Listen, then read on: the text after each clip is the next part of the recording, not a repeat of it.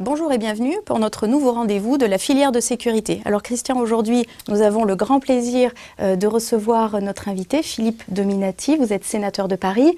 Bonjour, monsieur le sénateur. Alors je rappelle, en quelques mots, vous êtes le rapporteur spécial sur les programmes Gendarmerie nationale et Police nationale de la mission sécurité du projet de loi de finances 2016. Dans ce rapport, vous évoquez notamment la question de l'UCLAT, l'unité de coordination de la lutte antiterroriste. Vous pointez son positionnement au sein de la DGPN. Vous soulignez aussi un financement qui est insuffisant au regard des missions qui lui sont confiées. Puis il y a aussi un troisième point avec notamment la création de l'état-major de la prévention du terrorisme. Alors sur cette question clé aujourd'hui du renseignement, quelles sont vos préconisations, vos recommandations et notamment sur cette question de l'UCLAT?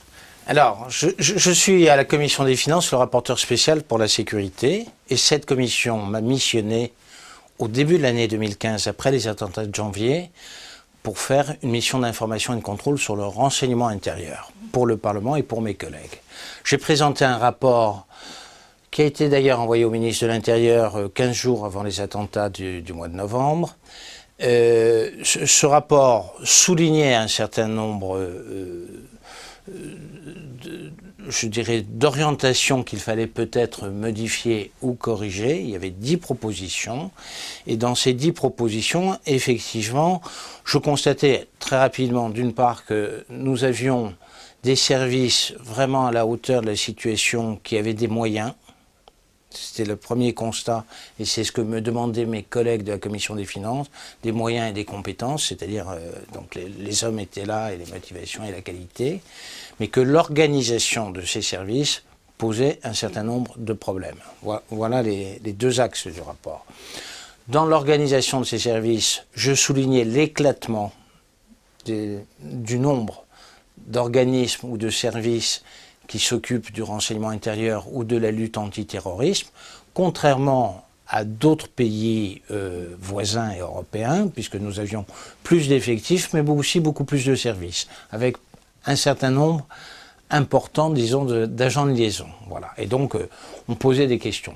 On est dans un domaine où, je dirais, l'urgence et les réformes successives appellent à ne pas changer le dispositif tous les matins, donc il appartient à l'exécutif de corriger éventuellement le tir ou, je dirais, peaufiner cette organisation. Malheureusement, la vague d'attentats du mois de novembre est arrivée tout de suite derrière et effectivement, depuis, peut-être que le gouvernement est dans l'urgence et puis ces sujets restent sur la table. Voilà. Alors l'UCLAT, j'avais signalé effectivement au moment de cet audit, de ce rapport qui est quand même déjà un petit peu ancien dans cette conjoncture, bien qu'il ait moins d'un an, j'avais souligné le rôle de l'UCLAT, qui est un organisme interministériel. Et il semblerait que dans l'action, le ministre de l'Intérieur, lui, ait trouvé une certaine insatisfaction à l'organisation des services, puisqu'il a éprouvé la nécessité de créer un service qui fait à peu près la même chose que l'UCLAT, mais dépendant totalement du ministère de l'Intérieur, alors que l'UCLAT était déjà rattaché quand même au ministère de l'Intérieur, bien que service interministériel, alors que bien souvent, quand même, les organismes de ce type sont rattachés au Premier ministre. Donc ça dénote quand même une insatisfaction dans le fonctionnement, très probablement. La présentation qui est faite, c'est de dire ce sont deux services complémentaires, l'un traite un plus grand nombre et puis le service du ministère de l'Intérieur, l'état-major spécialisé, peaufine, que c'est l'une des présentations. En réalité, je dirais, on verra au fonctionnement et à la réussite ce qu'il en est. Ça répond à un besoin du ministre qui, dans l'action, a considéré que ce n'était pas parfait. C'est vrai que ça pose une certaine interrogation, puisque depuis, le président de la République a pris des orientations en janvier, je dirais, pour flécher le renseignement intérieur directement sous l'autorité du ministère de l'Intérieur. Donc là aussi, je dirais, il y a eu une première correction du tir en juin, pendant l'été de l'an dernier, puis avec la création de cet état-major qui dépend directement de la place Beauvau. Deuxième orientation par le président de la République en janvier de cette année, pour à nouveau insister ou surligner pour dire cette mission dépend du ministre de l'Intérieur. Alors, si on regarde peut-être un petit peu plus long terme, qu'est-ce que vous préconiseriez comme réforme peut-être un peu plus structurelle des services de renseignement français et peut-être une diminution du nombre de services ou une... Écoutez, d'abord, un parlementaire, c'est un généraliste. Hein. Je dirais, il est là pour assurer le bon fonctionnement de la démocratie, faire en sorte que l'argent public soit bien utilisé et puis contrôler dans la tâche de ses missions. Je dirais donc, je ne suis pas un spécialiste du renseignement et il appartient d'abord aux spécialistes de faire part au pouvoir politique, au gouvernement, donc à l'exécutif et éventuellement au Parlement, des dysfonctionnements ou du manque de moyens. C'est ça la mission. Et dans le recueil de ces informations, on peut avoir des idées, mais c'est à l'exécutif d'arbitrer sur un domaine aussi régalien que celui-là. Ça, c'est très clair. Bon. J'observe simplement que pendant très longtemps, on n'a absolument pas touché à la structure. Le premier à y toucher était d'abord en tant que ministre de l'Intérieur, puis président de la République, Nicolas Sarkozy, qui a fait une grande réforme du renseignement. Que cette réforme a été complétée par la réforme, d'abord comme ministre de l'Intérieur, puis peut-être comme Premier ministre par Manuel Valls, pour simplifier, qu'il y a eu donc 2 réformes du renseignement, et puis maintenant, après, une loi sur le renseignement compte tenu des événements, et que le processus s'accélère, la menace s'étant précisée, les pouvoirs publics sont obligés de réagir. Je constate simplement que tous nos voisins ont centralisé et ont fait un grand service de renseignement intérieur avec des moyens en effectif qui sont moindres que les nôtres.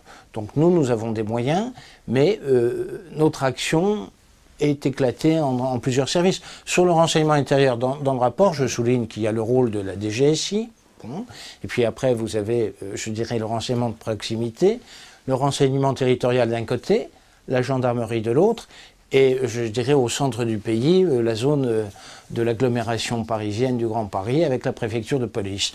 Donc ça fait 4 services.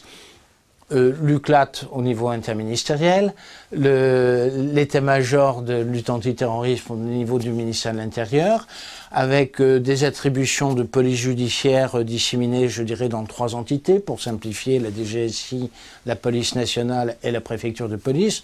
Donc vous voyez que, je dirais, il y a un ensemble. Et puis il y a une urgence. Donc dans cette urgence, il faut faire avec l'outil que l'on a, mais on s'aperçoit que beaucoup d'intervenants souhaitent modifier cet outil. Et à peine, je dirais, ces 2 grandes réformes passées, tout le monde envisage la 3e. Alors il appartiendra à un exécutif dans le futur, probablement dans une prochaine mandature, de définir en début de mandature peut-être une organisation plus performante.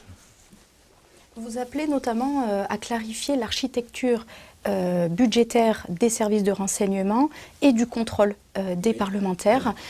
Comment s'effectue aujourd'hui ce contrôle parlementaire? Est-ce que les attentats de novembre ont changé quelque chose? Oui, bien sûr, parce que d'abord, la sécurité est devenue un problème majeur pour les Français. Donc, le Parlement qui, je dirais, essayait et c'est son rôle d'être focalisé sur d'autres sujets de nature économique, le chômage, la croissance, les déficits, etc.,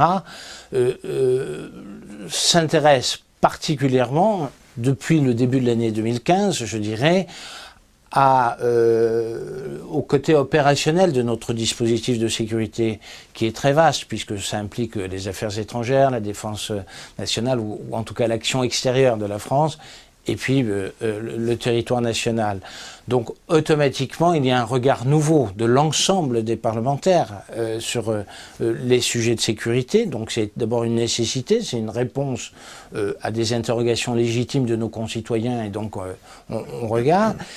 Et ce qui frappe en matière de sécurité intérieure, c'est que bizarrement, je parle dans la discussion budgétaire, puisque moi je donne le point de vue de la Commission des finances, c'est qu'au ministère de la Défense et dans le budget du ministère de la Défense, l'action du renseignement est clairement identifiée. Et on sait vraiment, je dirais, les sommes investies dans le renseignement extérieur Et c'est clairement identifié, et on arrive à le voir. Ce qui n'est absolument pas le cas dans le renseignement intérieur.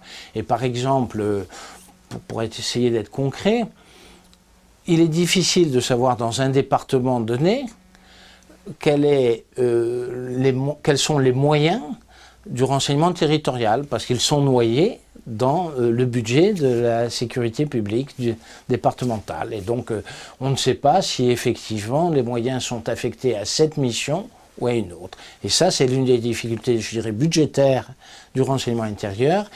Et plusieurs rapports ont souligné qu'il y aurait beaucoup à faire dans ce domaine, dans le budget du ministère de l'Intérieur. Monsieur le sénateur, beaucoup de ces sujets sont traités par différentes commissions au Parlement, que ce soit à l'Assemblée ou au Sénat. Est-ce qu'il n'y a pas besoin d'une commission un petit peu sécurité nationale qui couvrirait l'ensemble de ces domaines? Quel est votre sentiment à ce propos? C'est vrai que je pense qu'il faut améliorer peut-être sur ce plan-là le travail parlementaire. Alors, il y a, je dirais, des étapes.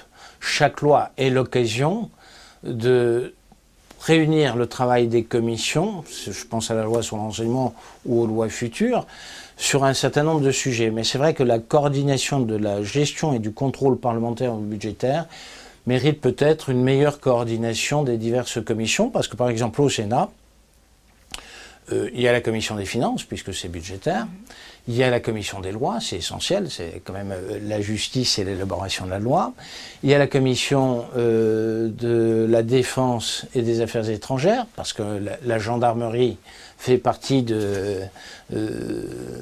c'est une arme donc qui fait partie de la défense en partie.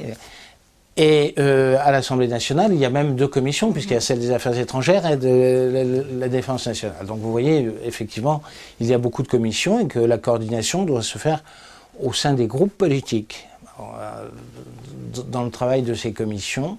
Et il y a un regard qui doit être peut-être par une sorte de commission permanente ou une délégation permanente. Ça pourrait être une suggestion à faire au président des assemblées concernées. Philippe Dominati, fin 2015, vous parliez d'une sécurité sacrifiée. Est-ce que pour vous, c'est toujours le cas aujourd'hui? Écoutez, c'est trop tôt pour le dire. Lorsque fin 2015, je parle de sécurité sacrifiée, c'est parce qu'effectivement, le gouvernement n'avait pas pris en compte l'importance des attentats de janvier. En tout cas, dans le budget qu'il nous a présenté, le ministre de l'Intérieur nous a présenté un budget avec une hausse de 0,9% d'augmentation. Dans le même temps, le budget du ministère de la Culture était 4% d'augmentation.